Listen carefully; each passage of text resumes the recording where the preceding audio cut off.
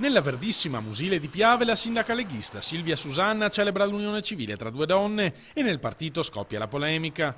I fatti risalgono ad alcuni mesi fa, ma sono emersi nelle ultime ore in seguito al caso analogo della sindaca di Oderzo. Anche in Veneto Orientale la decisione non è piaciuta al segretario territoriale Luca Tollon, che minaccia provvedimenti disciplinari per non aver rispettato la linea dettata dal partito, che sarebbe quella di non celebrare in prima persona le unioni civili ma delegarle a un funzionario.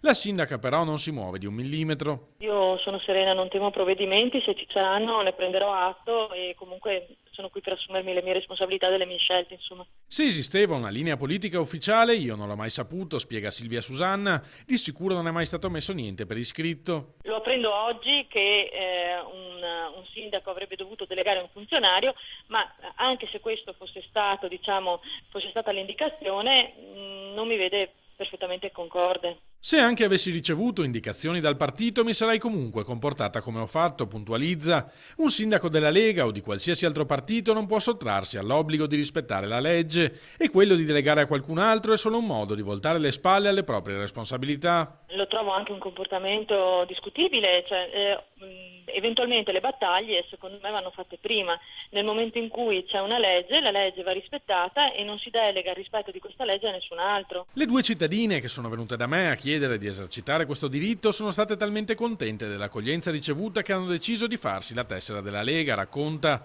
Al di là della legge esiste anche un aspetto umano che forse sfugge a chi si trova nella posizione di affermare principi astratti senza avere di fronte le persone. Se poi questo vuole essere un modo per scoraggiare le unioni civili, allora io vorrei che il segretario provinciale o comunque chi si è espresso in questi termini venisse al posto mio a ricevimento quando arrivano queste persone, perché le richieste di unioni civili comunque sia omo che eterosessuali ce ne sono, e vorrei soprattutto che fosse detto a queste persone che tengono moltissimo a questa unione civile, che gli fosse detto ma che la facciamo in un angolino in anagrafe con un funzionario.